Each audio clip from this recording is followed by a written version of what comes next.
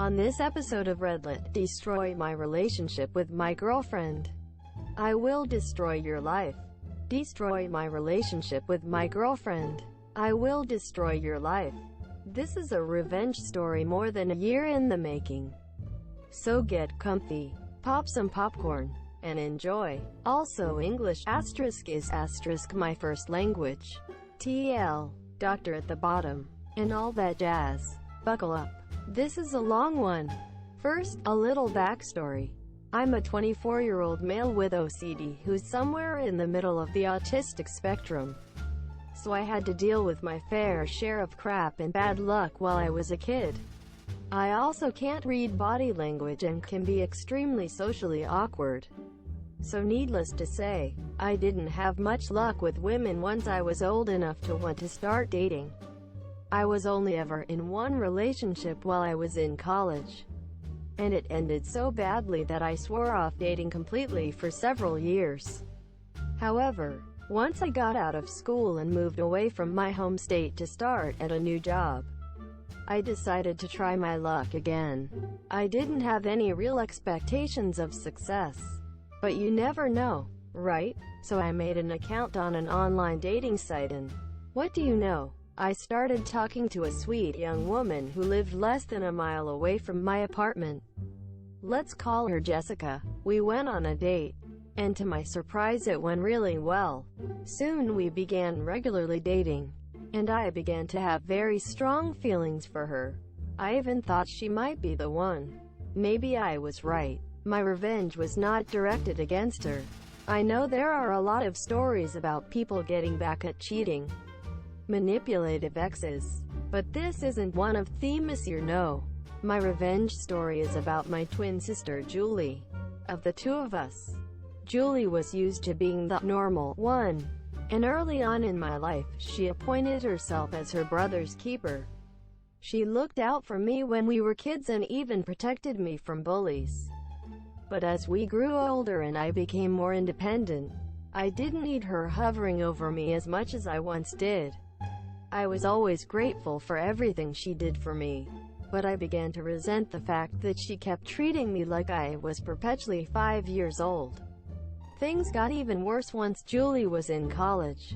For reasons she still refuses to share with anyone, she had a nervous breakdown, nearly flunked out, and graduated with AC average.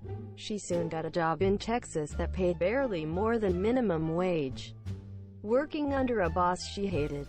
I, on the other hand, excelled in school, graduated summa cum laude, and landed a cushy job with the federal government. I never tried to rub this in her face or make her feel bad about herself. More than anyone, I could sympathize with some of the issues she was having to deal with. But Julie began to act as though my accomplishments were an affront to the natural order of the things. Growing up, I had always been the one who struggled, and she had been the one who succeeded. It had been that way for more than 20 years. But now things were different and she couldn't stand it.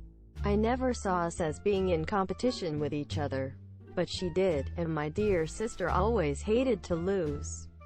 However, there was one competition where Julie had me beat, and that was in romance. She met and married her husband several years ago, and although I was happy for both of them, she began to rub it in my face when I returned home on vacation to visit my parents and relatives.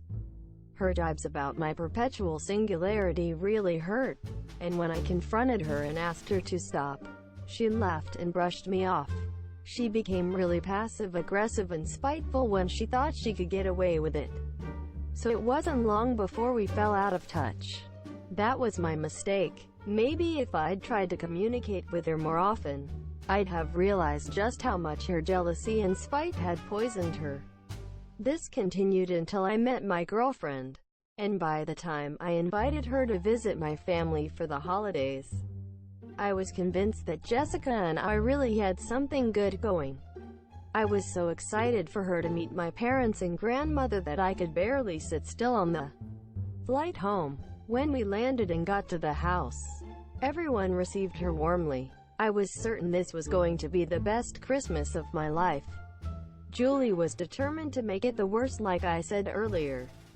I think she saw love as just another competition, one that she could smugly say she'd beaten me at until now.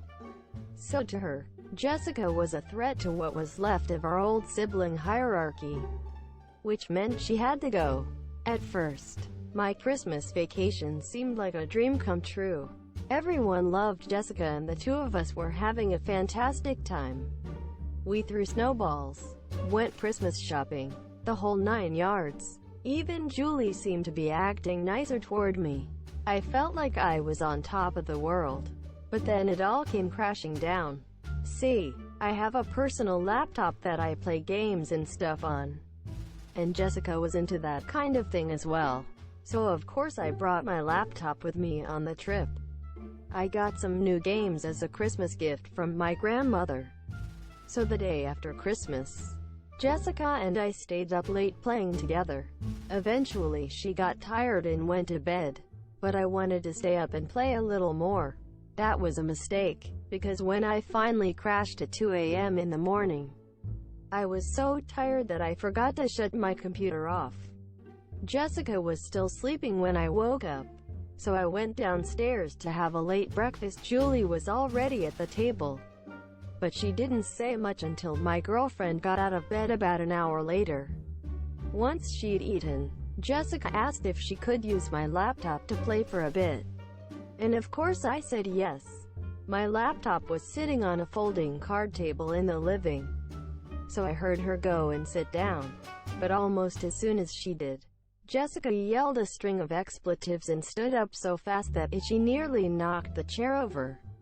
I asked her what was wrong, but she said nothing. Instead, she marched over to me, lifted her hand, and slapped me across the face. Tears were running down her cheeks. I was so shocked that I couldn't say anything, and while I was trying to wrap my head around the situation, Jessica began packing her things. I tried asking her, begging her to tell me what was wrong, but she refused to say anything. So I went over to my laptop to investigate, and when I did, I saw that all the tabs on my internet browser had been replaced with porn and adult dating sites. I felt the bottom drop out of my stomach and thought I was going to be sick. I grew up in a very puritanical household, and Jessica and I had both agreed to be abstinent until and if we got married. So there's no way I would betray her by looking at stuff like that. But judging from what was on the screen, you'd think I was a secret porn addict. That's when I realized that Julie must have snuck onto my laptop after I'd gone to bed and done this. I even thought I saw a smug grin tugging at one corner of her mouth. But she quashed it when she realized I was looking. I was absolutely devastated and desperate to explain the situation. But Jessica wouldn't hear any of it. She dumped me right then and there, bought a ticket on the next flight out of town, and went to stay in a hotel. I tried calling and texting her, but she quickly blocked me. My relationship was ruined, and if my parents and grandma had seen what Julie had done, I might have lost them too. Thankfully, my parents had left in a hurry that morning to run some errands in town, and my grandmother was still asleep. I knew what Julie had done, and she knew that I knew. Both of us also knew that I'd never be able to prove it. I felt heartbroken, destroyed, and utterly betrayed, and as I stood in the smoldering ashes of my romance with Jessica, I promised myself that I would make my sister suffer for what she'd done. But Julie was no fool. She'd be expecting retaliation. So, as difficult as it was, I made myself do nothing. I acted as though I were utterly defeated. I played the part of a broken, miserable young man in the throes of heartache. And all the while, I bided my time. I began to study Julie when she wasn't looking, found excuses to be close by when she was logging onto her computer and cell phone. My vacation was almost over at that point, so I wasn't able to learn more than 1 or 2 letters of her password and passcode. But it was a start. I knew that in time, Julie would let her guard down. When she did, I would be ready. For the next 1.5 years, every time I went home to visit my family, I dedicated myself to learning a few more parts of her computer and cell phone password and passcode. Julie never seemed to change either of them, and I made sure not to breathe so much as a word to anyone of what happened with Jessica. Step by step I pieced her login information together, one letter or number at a time, until finally, only a day before flying back from my most recent visit home, I had everything I needed.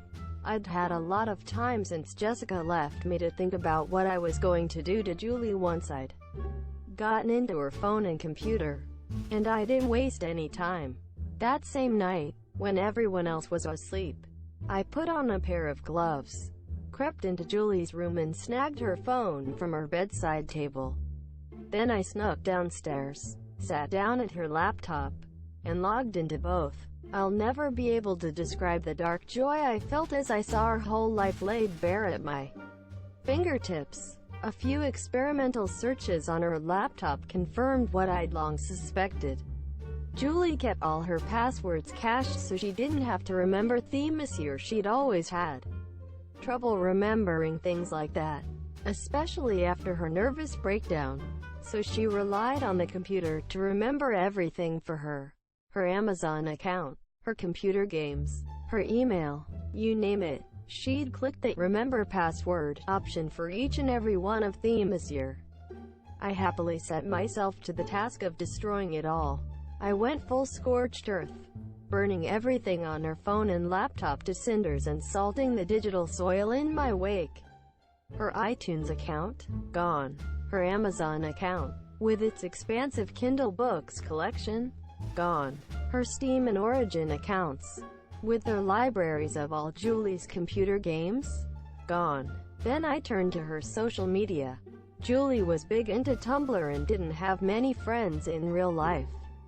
So I sent a bunch of vile messages to all her online friends and posted a bunch of hateful, racist garbage on her page, thereby ensuring that she'd be permanently shunned by everyone in her digital social life.